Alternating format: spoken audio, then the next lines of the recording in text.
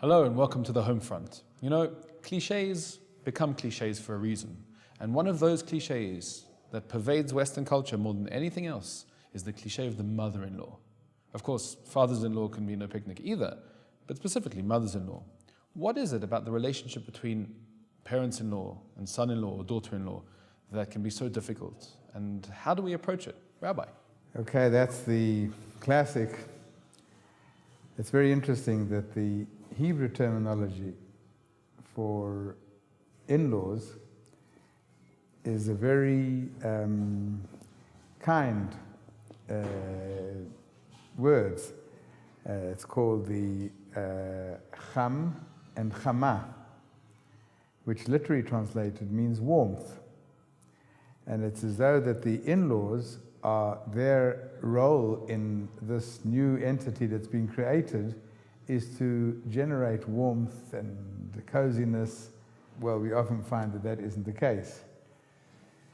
I think the whole issue is it's really a function of the in-laws on the one hand coming to terms with the fact that their child has now been taken by he or her spouses, and in some deep down manner they resist the fact that that they perceive their connection as weakening with their child, that they've invested so many years and so much love and care and money, and now here goes the child. They marry him off, and that's the height of the simcha, and he or she toddles off and they're gone. But that's not just a perception, I mean, it's a reality. That's what Absolutely, happens. absolutely. So the question is, are they gone? And now this is a function of the behavior of both the couple and the parents. It's crucial that they respect the fact that a new nuclear unit has been created. There's a new entity, this new marriage has been created. It's new, it's unique.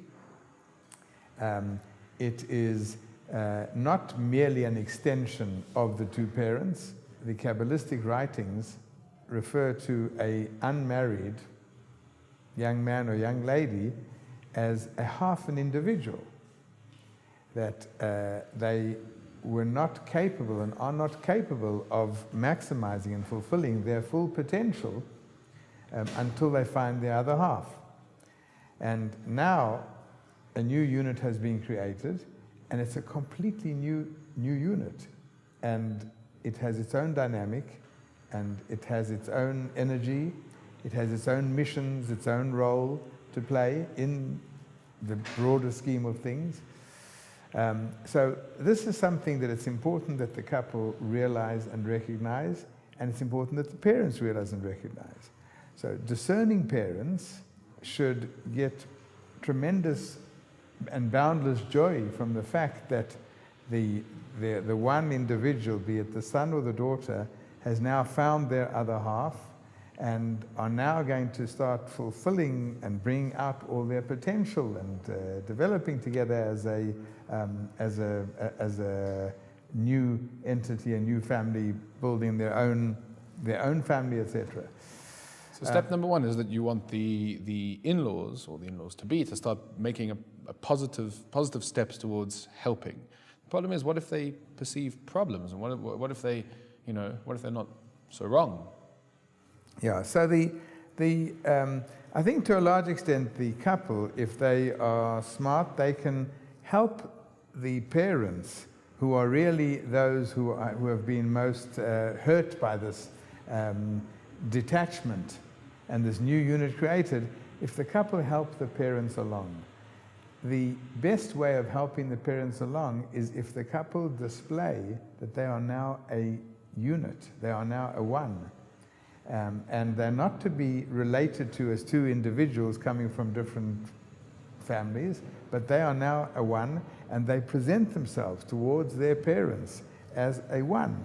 Couldn't that backfire? If you're saying the whole purpose is that the parents feel threatened that they're having the little baby taken away from them, So by overemphasizing the new oneness at the expense of being part of the parental unit, can't that be counterproductive? Well, it could be, but depending on the sensitivity of the young couple. If they are really expressing joy and happiness and closeness with each other, ultimately the parents should feel, unless the parents really have issues, deep-rooted issues. But if the parents are normal parents want to see their children happy. So if the couple are really expressing this, and even if they're still going through their own struggles, because marriage initially has lots of challenges and struggles as the couple form together this new unit, but these struggles and these issues should be kept very private and certainly be kept away from the parents, because the moment they bring the parents into the issues, then the parents are going to say, well, you see, I suspected that he was too much of a chauvinist, or I suspected that she was, etc., etc. So therefore the couple's role has to be, they have to project togetherness and happiness. And this will help the parents, and the parents will find very quickly that there's no point, and it's counterproductive if they try and isolate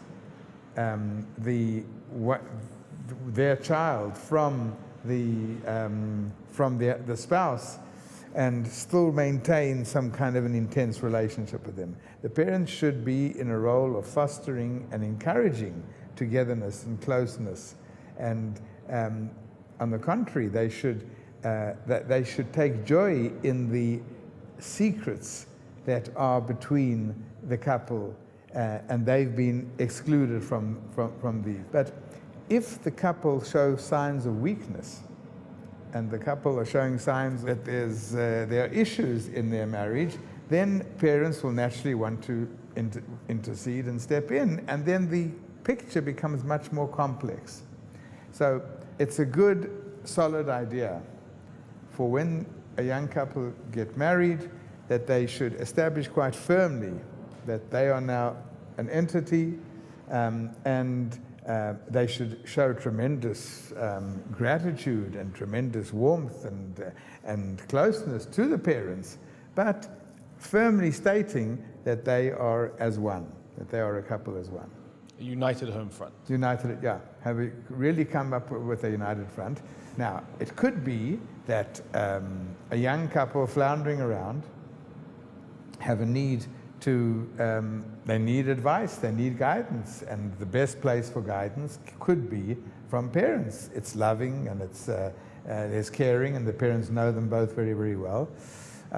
So when they go for their advice and their counseling and their help, it should always be as a unit. They should be going there together, and looking together for this guidance and for this for what they have from the parents. Meaning, to present grievances, this is the wrong forum. Grievances could be somewhere. Because it's very hard. You don't want to complain to your parents or his parents about. Right. It's very hard for parents to be objective. And they'll obviously and naturally tend to side with their child, and the new spouse is this invader from the out. So they'll just create a very frustrating situation. Now, these issues become much more complex when there's a real dependency. Now, the dependency could be financial. The dependency could just be, deep emotional. So when there's a dependency, this could be definitely a diversive issue. The verse in the Torah which describes the entity of marriage actually states quite unequivocally, therefore, the new generation should leave their parents' home and create a new entity. So it's actually described in those terms. Ya'azov ish et aviv ve'imo. A person, he leaves his home, and he's now going to create. Now, You know, in the ancient tribal systems where everybody lived together kind of, and it was all one big happy little tribe. So there, it's a very different cultural framework. But in today's modern day and age, where couples go away, and this is the concept, and they should be, you know, they leave, and not detaching and not disconnecting in any way, but very firmly making a statement that we are growing together, we are one, and that they should have the feeling that the parents are there whenever they're needed, they're there for their help. So it's a delicate kind of relationship that has to be carefully monitored from both sides. But, you know, the classic statement of cutting the cord, right? At some point, it's a painful thing to do after you invested so much.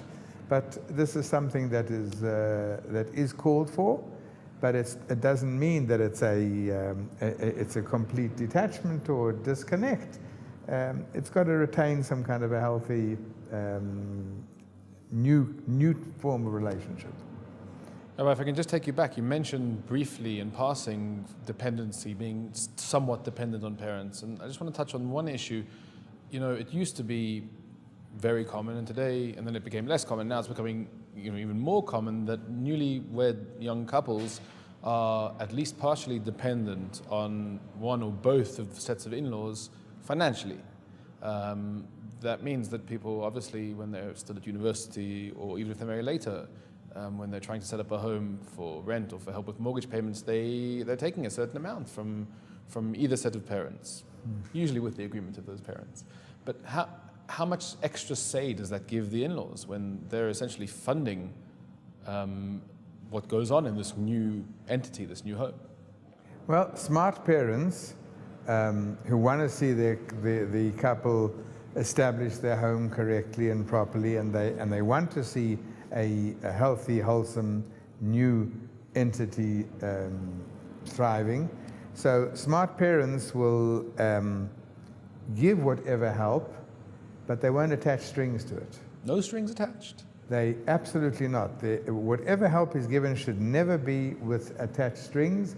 It should be that we're giving this to help you, we're always here for you, we're here for your support, that the couple should feel very free in the sense that, first of all, you're giving them a sense of their own personal dignity, that they don't feel that they're getting handouts, but they're just being, they're going through the early challenges of establishing their home. They want to still complete their studies. So parents feel, and it's quite acceptable in many cultures and many circles, that parents continue helping. But what about when they, you know, have a problem with the way the money is being spent? I mean, let's say in their view, the children are being profligate, right? I'm giving you lots of money, and you're going and spending it. I want you to be able to save. I want you to be able to do this. I want you to do that, or I don't know, pay for extra things for the kids or whatever it is. And you're using it on holidays to the Bahamas. That's not what we have in mind. Yeah. So again, I think that you know, parents, they have the right to diminish the amounts of money if they see that the money is, you know, if the young couple spend their nights in the gambling saloon, you know, they have the right to diminish, and they have the right to be very specific. What do you mean by specific? Be very specific that I'm be giving this that people can live in a healthy, wholesome, you know, normal, functioning manner, and you know, we're helping you along. You know, that they can offer the child, can we help you establish a reasonable and healthy financial setup in your home? Very often young couples don't have a clue how to deal with banks and how to deal with savings, and so good. So parents have the, you know, especially if they aiding them financially, they can say, come, we'll help you determine a financial policy in the home. Because there should be a financial policy in the home, in every home, irrespective of whether the parents are supporting them or not. There should be a financial policy. It's not just some kind of a random thing. That's another issue that maybe we'll discuss at another time. So let's just move back into other kinds of support. I mean, a child, assuming here we're talking about a young couple, a child goes through his life basically being, you know, I won't say emotionally dependent only on his parents, but that's a major source of help at least in a healthy family, of help with dealing with life's, peaks and troughs. Now, according to what you're saying, he's in a marriage and he has things he needs to discuss about the way his wife behaves, the way the relationship's developing, and in accordance with what you're saying, he shouldn't be discussing that with his parents, or certainly not her parents, because that's inappropriate. So where does he go to discuss these things which he needs help with? I mean, I think the best policy would be always that if a young couple have an issue and they have friendly parents and smart parents, so that they can say, let's go together and discuss the issues. But they're going as one, as opposed to one going and kind of complaining about the other. That's usually very often parents will foster the conflict as opposed to diminish the conflict when that happens. So let's be real. I mean, many of the let's say issues, complaints that people have are really, even if you say they shouldn't be, but they're complaints about the way the other spouse behaves. So I don't know, my husband always tries to cook and he's a terrible cook. So whether you like it or not, that's something which is ad hominem towards one person. So we can't go united as a front for me to complain about the fact that you're doing something that I don't like. Who do you go to with those sorts of issues? Should everyone have some sort of therapist to go to about these things? Therapists is an issue that we need to talk about. It's a problematic issue. Rabbi then. Rabbi then. So some outside factor. Look, sometimes couples just do that. They most definitely, they need guidance, they need counseling, they need hand-holding. It can come from parents, but I think it has to be very firmly stated that the parents are not being divisive. They've got to come as a unit. So it depends a bit on the parents' attitude. If the parents have a right attitude. Yeah, absolutely. And if the parents' attitude is a negative, divisive attitude, then the couples must find other areas of assistance and not turn to if they find that the parents are just going to fan the flames of whatever issues are happening, then the parents are not the ones. If the parents get too involved emotionally and interfere, parents should be really guiding and steering from the outside the unit. Sometimes, this brings us back to another issue. Parents should put enormous amount of input into their children before marriage and guiding them and counseling toward marriage. But once the couple are now a couple, they should step back on this. They should step back on this and they should let the couple start sorting things out. Now, obviously, if you've got red lines that are being crossed by either one of the spouses, that there's violence, or there's disloyalty, or there's some inherent problem I mentioned in a joke, gambling, or any kind of substance abuse or anything of that nature on the part of the spouse, and you're going to have a suffering wife or you're going to have a suffering husband, and the whole unit is now in danger. So then parents should definitely play a role if they advise the children, pay for counseling, direct them in the direction of counseling if they can't counsel.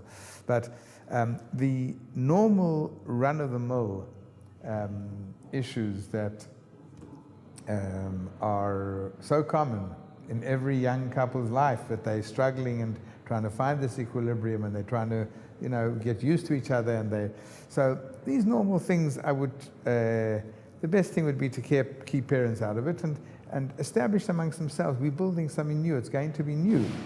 So true, your mother was a great cook. She was. She is. Right, okay. She's a great cook, but I'm interested in your cooking. And come, we'll work it together. And I'll even pluck up the courage and tell you that maybe put a little bit more pepper into the...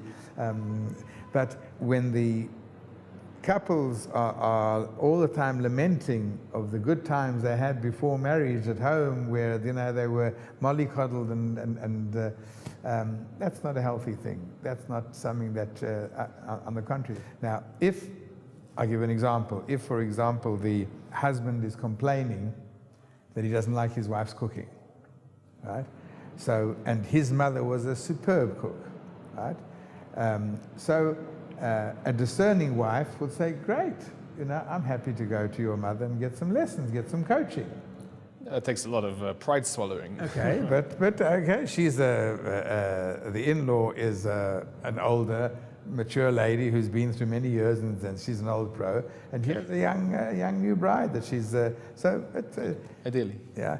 And there's another thing that I think sometimes parents have a need. They have a need for assistance, for help, right?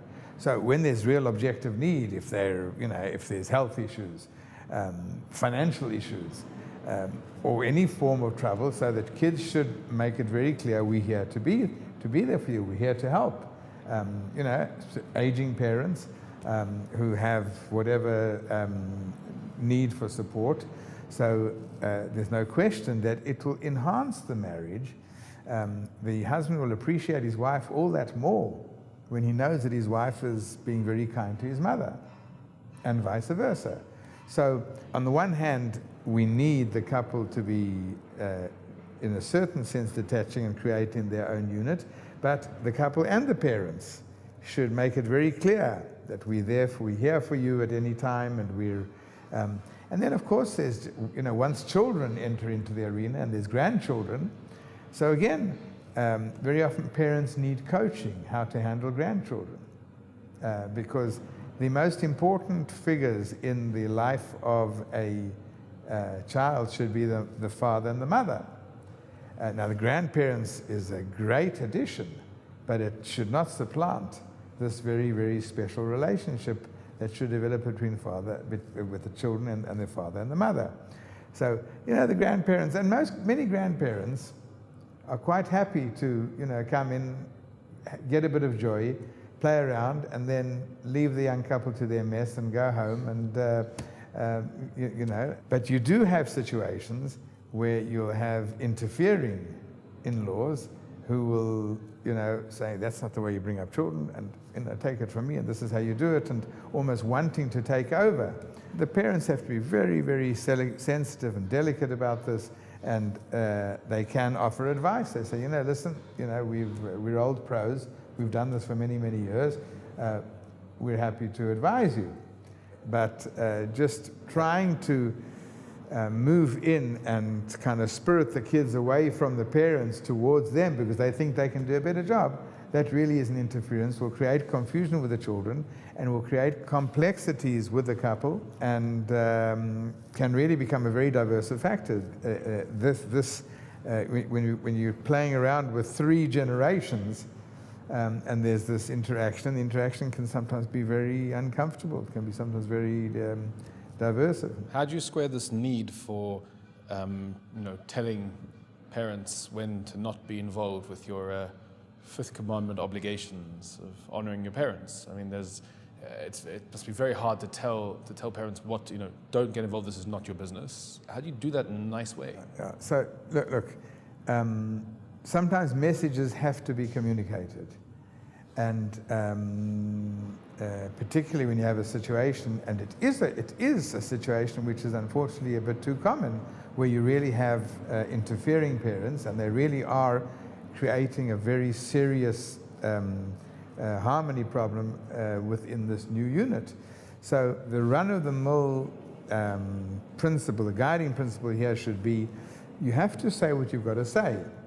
But you can do it, you've got to do it not at the time of confrontation, do it in a relaxed time, ask for can we have a meeting, can we have dinner together, we want to discuss this issue. And if it's presented in a very calm and a very, kind of asking the parents, we tremendously respect your parenting skills, and the fact is that we both are so grateful for what you gave us. However, we feel that we want the kids to start relating to us as the parents and as the figures of authority, so we'll be happy to take your advice and guidance. But when it comes to disciplining, when it comes to determining all sorts of issues, please be cooperative with us. What if there's an implied rejection of the parenting methods? Let's say, this is fairly common. You have friends, I have friends, I'm sure everyone knows people who say, listen, my parents brought me up in X way with this particular thing, and I'm never doing that to my kids. Pick a random example. Let's say, I don't know, the kids had pocket money. Okay? They grew up just with a specific amount, no more, no matter what happened, that was it. And you had to do chores to earn your pocket money, whatever it is. So the next generation says, we're not inflicting this torture on our children. I buy them what they want. So how do you present that, just to box you into a corner? Practically, say to your father or your mother, effectively you're saying, I think what you did was wrong. I don't like that way of parenting, and I am doing this. Now the parents insist, or the grandparents in this case insist, no, you should do it like this is correct. Look what a wonderful person you turned out to be. And you're trying to tell them, no, you're wrong. How do you do that in a sensitive way? Look, it is definitely a challenge. It is very delicate, but the way messages are communicated make a huge difference. So if it's done in a situation where it's tense and it's argumentative and it's sometimes downright rude, that's, then there really is a very serious issue. If, however, it's done in a very sensitive and a very decent way, and this is out of with great respect to you, but times have changed, and give us a chance, and we're doing this, and we take your advice, but let us apply this. I mean, one of the classics, which is a classic issue in today's day and age, let's say, when very often parents are much more discerning in terms of nutrition aspects, right? Right. And they've got certain principles of how they conduct how they educating their children in terms of not eating junk foods or minimizing sugar intake, etc. Which today there's research and there's a lot of the over abuse of sugar and sugared foodstuffs has adverse effect not just on the body, it's on the mind. And today, let's say you have discerning parents who studied up this and who are concerned, and they've got a certain policy in the home, right? The treats at a very specific time, and we don't just ply you with. And in walk the grandparents, and as a way of basically luring the kids over to them. Here's some candy.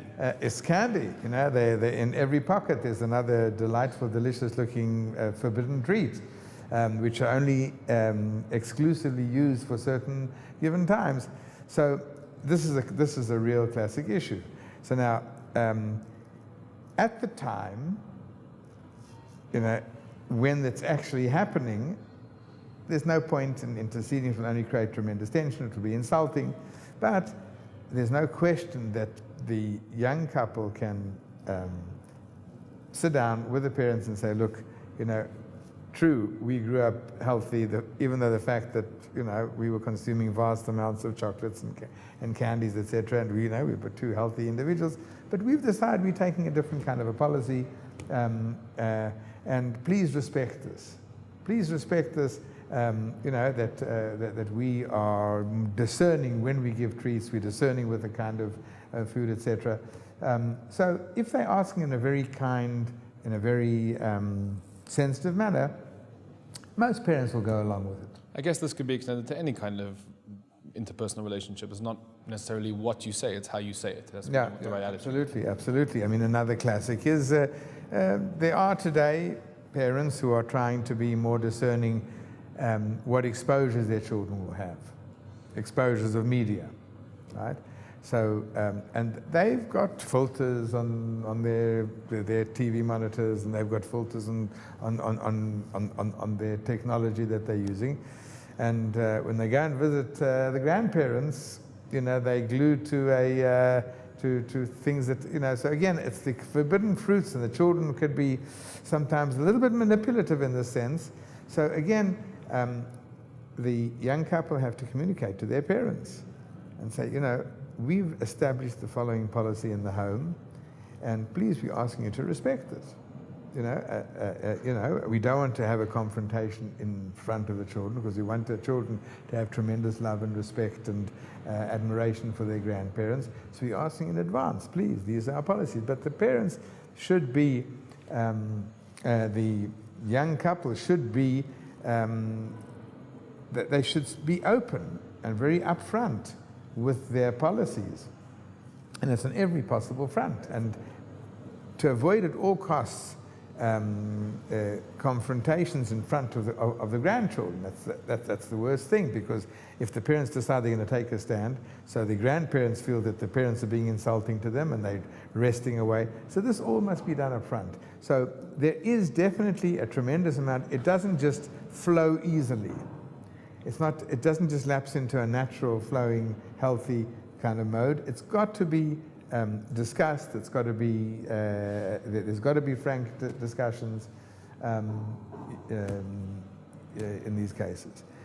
Now, there is, unfortunately, a whole situation where there's real disharmony between the young couple, that they're really, things are not healthy in the marriage. And in such a case, so it depends where it's holding, but in general, the parents should be encouraging this marriage as opposed to being, again, diverse factors. In other words, instead of the mother taking the position, what, he said that to you? You mean he forces you to take out the garbage? He does this, or the other way around. So again, helpful, discerning grandparents will say, well, let's try and understand it. Help her with the strategy. There's certain issues in the marriage which need sorting out. So help your child to manage with her spouse or his spouse, rather than try and be this diverse factor and identifying, oh my dear, this is very serious. Are you sure you want to be in this marriage? That's something that is a very last resort. When parents notice and see that all the red lines have been crossed, and there are we've mentioned several times, there are certain red lines which cannot be tolerated. That's a lack of loyalty within the marriage, that is anger or violence on an ongoing basis, and I say, again, things like substance abuse. So here, the child may be in need of real help. And here they have to be helpful. The help sometimes they should bring in professionals. So you wouldn't be against that. I mean, we mentioned earlier therapy, and you ummed and ahed a little bit. In a case where they're, for one reason or another, uncomfortable talking to the parents, or the parents don't feel they can be productive, or it's just, no one's going to go and, most people are not comfortable talking about certain things with their parents, certain compatibility issues. Oh, absolutely. But it's got to be done carefully. I mean, all therapy in general, you see, the reason why I'm a little bit allergic to the term therapy, because very often therapists have a real vested interest. They're getting paid, very often serious money, for their therapy, and sometimes the agenda, the financial agenda, the professional financial agenda, can sometimes be too dominant, and so therefore I say, be wary about that. So therapists would say, maybe unsurprisingly given the agenda you just mentioned, but a therapist would say a healthy couple should come and see me. This will be a prophylactic therapy, before the issues develop. Would you agree with that, or is that just another money-making scheme?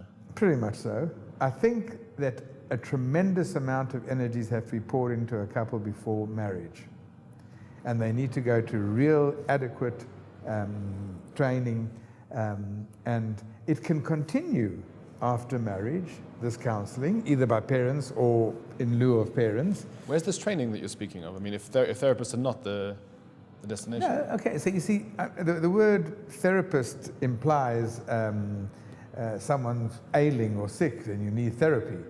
I would prefer the term counselors or marriage enhancement advice, etc. But there's no question a couple have to be adequately prepared for marriage. Even if the couple have a long-term relationship, when they're going into marriage, there's a new dynamic that sets in, and they need to be adequately prepared. So premarital counselling for sure. That's something. Yeah, absolutely. From a Jewish perspective, there are laws governing a Jewish marriage.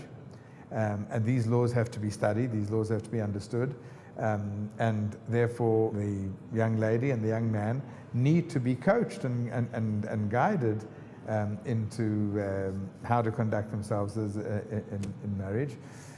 I would say it's pretty safe to say that if there really is adequate guidance and professional coaching in advance of a marriage, it will preempt a tremendous amount of issues. Now, this premarital coach very often can be someone who the couple can turn to in times of need. If they feel that they can't turn to a parent, and it's not, the parent may not be objective, they can't reach a consensus as to whether they should turn to parents, so they can go back to their respective coaches, or they can agree on someone to help them along. They can even bring their parents into the issue, especially if they want their parents to foot the bill financially. But they can bring them and say, you know, look, we're going through certain issues, and we think it might be helpful for us just to get some counseling. But again, it's become so popular, this issue of therapy, and therapy has to be taken with a pinch of salt. You know, to go for a one-time consultation, or 1 or 2 or 3 times consultation, that's one thing, but this long ongoing therapy is something which sometimes becomes even counterproductive. Sometimes it becomes something that the couple get hooked onto, and they need it, and it's introducing another element into the marriage, which is not always healthy. Sometimes there is a need for it, and sometimes one of the couple, one of the spouses may feel that there is this need. So again, it's a function of who the counselor is, what is the level of the integrity of the counselor. Mm-hmm. And I say level of integrity, he might be a professional, but if he has a vested interest in long-term counseling, because it's a good paying client, it's long-term, so he has a vested interest. So these are variables. There's no hard and fast principle over here. And as we have said, sometimes it just can't be the parent, because the couple just don't feel that the parent, they feel the parents may get too emotionally involved, the parents might be one-sided in their counseling. So this is a very complex issue. This is definitely a complex issue. So we've touched upon the financial issues, the financial dependency. That's definitely something that discerning parents will help, but will not attach strings. They'll keep a certain distance. They'll help because they feel they need to help. But I think that when parents are offering financial help and they feel, well, I'm buying my way into this marriage by my financial help, and therefore I've got an opinion and I'm going to call the shots, that's not a healthy thing. That's not a healthy thing. It will not allow the couple to develop as their own entity. And the principle is that a couple must become an independent, healthy, wholesome entity in its own right. And wherever this entity needs, here and there, advice, counseling, love, encouragement, that's fine, but not that it becomes something inherent in their marriage, that you've introduced into the marriage another whole complication of it. So, mom-in-law, dad-in-law, your advice is welcome, but maybe try and not impinge too much on the couple. And the couple, when you have something to say to mom-in-law and dad-in-law, maybe try and say it with a little bit of sensitivity. Thank you, Rabbi.